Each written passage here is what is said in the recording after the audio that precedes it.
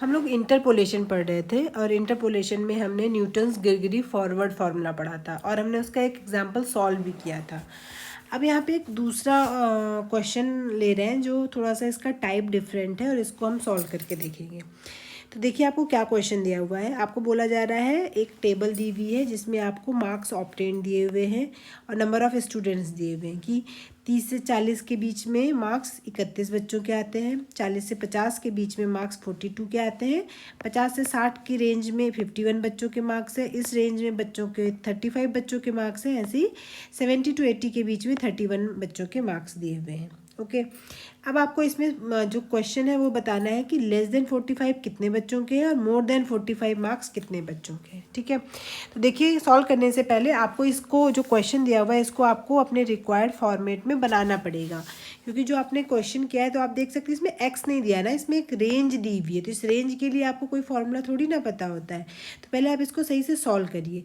सही से कैसे सॉल्व करेंगे कि आपका सारा डेटा भी कवर हो जाए और आपको जो एक्स जिस चीज़ की ज़रूरत है वो आपको मिल जाए।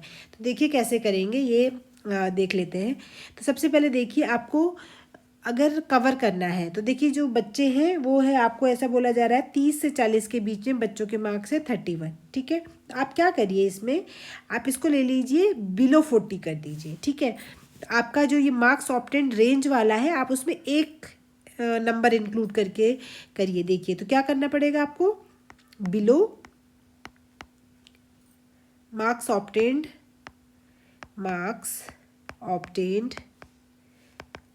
बिलो कर दिया आपने। ठीक है, मार्क्स ऑब्टेन्ड बिलो ये आपका नया जो टाइटल है वो आपने दे दिया और आपको एक्स की वैल्यूज़ कैसे मिलेंगी, below 40, below 50, below 60, below 70, below 80, यहाँ तक मिल गए।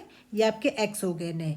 अब इसी पे जो वैल्यूज़ हैं वो कैसी मिलेगी, अब बताइए 40 से कम, अब 30 से कम तो नहीं दिए हुए ना, तो 40 से कम तो आप वैसे भी जो 30 से कम होंगे तो 40 से कम अपने आप ही हो गए ना। जैसे अगर मैं ये रियल लाइन ले लूँ, यहाँ पे एक नंबर ले लूँ, यहाँ पे एक नंबर ले लूँ। ठीक है, तो जो नंबर इसके नीचे हैं वो इसके नीचे तो ऑलरेडी आएंगे ही आएंगे ना। ठीक है, और इन दोनों के बीच के अलग नंबर आएंगे। तो देखिए इसमें करना क्या है, अब हम कह रहे हैं पहले वाले में अगर मैं एक थोड़ा सा ठीक से समझेंगे तो आपको जो और क्वेश्चंस भी हम करने वाले हैं उसमें आसानी होगी। तो देखिए क्या करने वाले हैं हम, यहाँ पे ये रियल लाइन ले ली, मान लीजिए यहाँ पे आपका 30 है, ये 40 है, ये 50 है और ये 60 है। ठीक है, एक के लिए समझ लेंगे, आप बाकी सब के लिए सॉल्व कर लेंगे। जो बच्चा 15 नंबर ला रहा है वो ऑब्वियस सी बात है उसके मार्क्स 30 से कम है, तो ऑब्वियस सी बात है उसके मार्क्स 40 से भी कम है। तो अगर मैं 40 से कम वाले बच्चों को गिनती करूँगी तो ये 15 नंबर वाला बच्चा तो आएगा ही आएगा, यानी 30 से कम वाले बच्चे को 40 वाले के नीचे तो रखना ही रखना है। ठीक है, तो ये सारे बच्चे इसके नीचे आएंगे ही आएंगे। ठीक है, तो इस वजह से हमने यहाँ पे कितने मार्क्स लिख दिए, जो वाई बनेगा आपके पास नंबर ऑफ़ स्टूडेंट करके, तो उसमें आपका जो नंबर आएगा वो तो 31 पहले वाले में क्लियर है। अच्छा, बिलो 50 में कितने बच्चे आएंगे, बिलो 50 लेना है, तो बिलो 50 में वो भी आएगा जो 40 के नीचे है, वो भी आएगा जो 40 से 50 के बीच में है। ठीक है, तो 40 से 50 के बीच में कितने बच्चे हैं, 42, और 40 से नीचे कितने बच्चे हैं, अभी आपने कहा 31, तो टोटल जोड़ दो 31 + 42, 31 + 42 आपका बिलो 50 हो जाएगा। तो इसको सॉल्व करके कितना बनेगा, ये बनेगा 73, ये नया वाई हो गया। इसी तरीके से बिलो 60 अगर ढूंढा जाए, बिलो 60 में कौन से बच्चे आएंगे, वो सारे बच्चे आएंगे जो बिलो 50 हैं, प्लस वो भी बच्चे आएंगे जो 50 और 60 के बीच में स्कोर रखते हैं। तो 50 से 60 के बीच में स्कोर कितनों का है, 51 का, और बिलो 50 वाले कितने, 73, तो ये हो जाएगा 73 प्लस और 51, तो टोटल सॉल्व करके कितना आएगा, 124 आ जाएगा। ठीक है, इसी तरीके से बिलो 70 निकालेंगे, तो बिलो 70 में 60 से 70 के बीच का, या तो आप शॉर्ट में करिए कि हर बार उसके पिछले वाले सारे नंबर जोड़ दीजिए। जैसे पहले में ये था, इस वाली रेंज के लिए ये दोनों जोड़ देंगे, इस वाली रेंज के लिए ये तीनों जोड़ दिए, इस वाली रेंज के लिए ये चारों जोड़ देंगे, तो यानी कि 124 + 35, ये आंसर आ जाएगा 159। और बिलो 80, सारे बिलो ही 80 है। ठीक है, सारे के सारे ही, तो इन सबको जोड़ दीजिए, यानी कि 159 + 31, यानी कि टोटल हो गया आपके पास 190। तो यहाँ से आपको एक ये आइडिया भी लगेगा कि टोटल बच्चे कितने हैं, 190 बच्चे, इन सबको जोड़ करके कितना बन रहा है आपका 190। तो इस तरीके से जो आपने नई टेबल बना ली है 40, 50, 60, 70, 80, उन पे वैल्यूज़ हैं 31, 73, 124, 159 और 190। तो ये वैल्यूज़ हो गई। अब आपको कुछ भी पूछे, आपको क्या पूछा गया है, लेस देन या बिलो 45 मार्क्स कितने हैं, तो 45 कहाँ पड़ेगा, 40 और 50 के बीच में, और आपको बिलो ही निकालना है, तो इंटरपोलेशन यूज़ करेंगे। ठीक है, तो बस आप फॉर्मूला लगाइए और आंसर फाइंड आउट करिए। तो देखिए चूँकि आपको अगर मैं गिरगिरी का फॉर्मूला लिखूँ फिर से, तो FA+NH इज इक्वल टू, जितनी बार फॉर्मूला लिखेंगे आपको फॉर्मूला याद हो जाएगा by heart. U1 forward of YA हो जाएगा, U की power factorial notation 2 upon factorial 2 forward 2 times YA हो जाएगा, plus U factorial notation 3 upon factorial 3 forward 3 times YA, plus U factorial notation 4 upon factorial 4 forward की power 4 YA।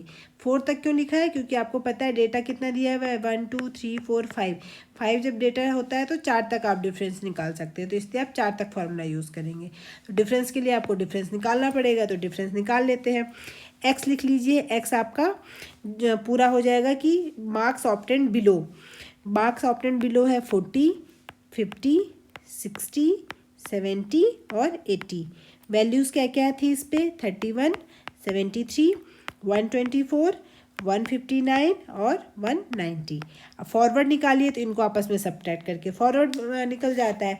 अगर मैं इसकी difference table बनाऊँ तो डिफरेंस टेबल आप आराम से बना सकते हैं। तो पहली वैल्यू हो जाएगी आपकी 42, इन दो को सब्ट्रैक्ट करेंगे तो 51, यह आएगा आपका 35, यह आएगा आपका 31, फिर इनको सब्ट्रैक्ट करिए, ये वैल्यू आ जाएगी 9, -16, -4, ये हो जाएगा -25, ये हो जाएगा आपका 12 और ये बनेगा आपका 37। और फिर से वही हर बार ये रिकॉल करती हूँ, ये YA है यानी कि 40 पे वैल्यू है, ये फॉरवर्ड YA है, ये फॉरवर्ड Y स्क्वायर YA है, फॉरवर्ड क्यूब YA है, ये फॉरवर्ड की पावर 4 YA है। A हमेशा पहला वाला पॉइंट होता है, ये बाकी A+H, A+2H ये वाले पॉइंट्स हो गए। ठीक है, तो आपको फॉरवर्ड A तो मिल गया। अब आपको क्या करना है, U की वैल्यू निकालनी है। तो U के लिए हमने देखा था A+NH यानी कि जिस पे वैल्यू आपको निकालनी है, किस पे वैल्यू निकालनी है, आपको 45 पे निकालनी है, क्योंकि लेस देन तो आपने ऑलरेडी लिया ही हुआ है, आपको 45 पे चाहिए वैल्यू। तो ये हो जाएगा आपके पास 45। अब 45 इज इक्वल टू A की वैल्यू है 40, H की वैल्यू देखिए 10 का गैप है, U इंटू ये U होता है, U इंटू H यानी कि U इंटू 10। इसको सॉल्व करेंगे तो 5 divided by 10 is equal to U, यानी कि U की वैल्यू कितनी हो गई, 0.5 हो गई। ठीक है, अब जैसे U की वैल्यू 0.5 हो गई, आप इसमें वैल्यू सब्सटीट्यूट कर लीजिए। इसमें वैल्यू सब्सटीट्यूट करेंगे तो आंसर देखिए क्या बनेगा आपका, f of 45 is equal to, सबसे पहले क्या आता है y40, ये सारी वैल्यूज़ ही यूज़ करनी है, तो आपका हो जाएगा 31 प्लस U यानी कि 0.5 फैक्टोरियल नोटेशन 1 फैक्टोरियल इंटू एक बार डिफरेंस, तो एक बार डिफरेंस 42 हो जाएगा, मल्टीप्लाइड बाई 42 प्लस 0.5 दो बार फैक्टोरियल नोटेशन फैक्टोरियल 2 इंटू दो बार डिफरेंस, दूसरा वाला डिफरेंस का आंसर है 9 plus 0.5 factorial notation 3 divided by factorial 3 multiplied by third time difference यानी कि -25, तो ये हो जाएगा -25 plus 0.5 factorial notation 4 divided by factorial 4 into और लास्ट वाला जो डिफरेंस है उसकी वैल्यू है 37। तो अब देखिए बस आपको कैलकुलेशन करके सॉल्व करना है। एक और स्टेप कर लेती हूँ, 31 हो जाएगा प्लस ये हो जाएगा 0.5 इंटू फैक्टोरियल 1 इंटू 42 प्लस दो बार फैक्टोरियल नोटेशन कैसे सॉल्व करते हैं, 0.5 minus 1 divided by 2 into 9 plus ये हो जाएगा 0.5 minus 1 0.5 minus 2 divided by 6 into -25 और सबसे लास्ट वाला जो टर्म है u into you minus 1 u minus 2 u minus 3, 4 term होते हैं टोटल और एक कम तक माइनस करते हैं, डिवाइडेड बाई 6 4 जा 24 इंटू 37। इसको आप पूरा कैलकुलेटर से सॉल्व करिए, सॉल्व करने के बाद जो भी आंसर आएगा वही आपका आंसर होगा। तो आपका जो आंसर आ रहा है वो आ रहा है 47.867। तो देखिए आपको पूछा क्या गया है, आपको पूछा ये जा रहा है कि लेस देन 45 मार्क्स कितने स्टूडेंट के होंगे, क्योंकि जो y है वो नंबर ऑफ स्टूडेंट है, तो स्टूडेंट कभी फ्रैक्शन में नहीं होते, तो फ्रैक्शन मतलब क्योंकि 0.8 है तो आप इसे क्या लिख सकते हो 48, यानी कि लेस देन 45 मार्क्स कितने स्टूडेंट के होंगे 48 बच्चों के होंगे। तो आपका आंसर आ गया। तो पहला पोर्शन तो आपने कवर कर लिया, लेकिन जो दूसरा पोर्शन है वो क्या बोला है, मोर देन 45 कितनों के हैं। तो देखिए कुछ बच्चे हैं, उनमें या तो बच्चों के नंबर, ये बीच वाला स्केल हो गया 45, तो बच्चों के मार्क्स या तो 45 से कम होते हैं या तो 45 से ज़्यादा होंगे। तो 45 से ज़्यादा कितने बच्चों के हैं, तो टोटल बच्चे कितने हैं 190 में से हमने वो बच्चे निकाल दिए, टोटल बच्चे कितने हैं देखिए ऐसे समझिए, यहाँ से यहाँ तक जो टोटल बच्चे हैं वो है 190।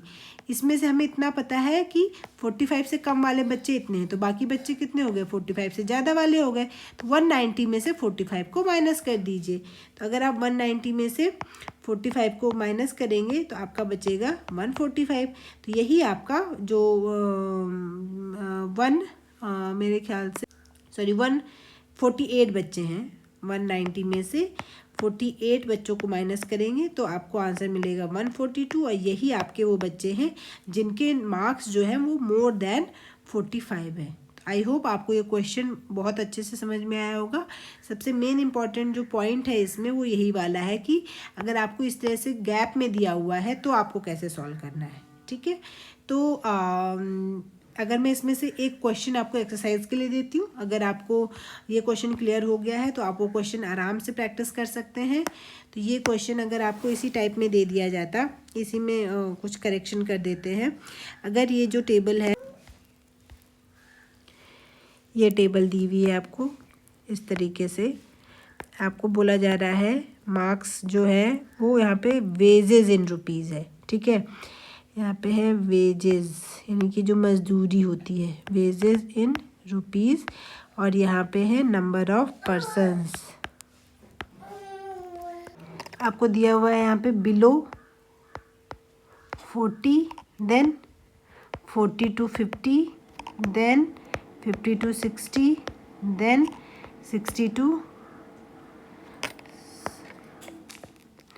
40 to 60 दिया हुआ है, थोड़ा सा गड़बड़ हो गया, 40 to 60, 60 to 80, 80 to 100, और लास्ट वाला दिया हुआ है 100 to 120।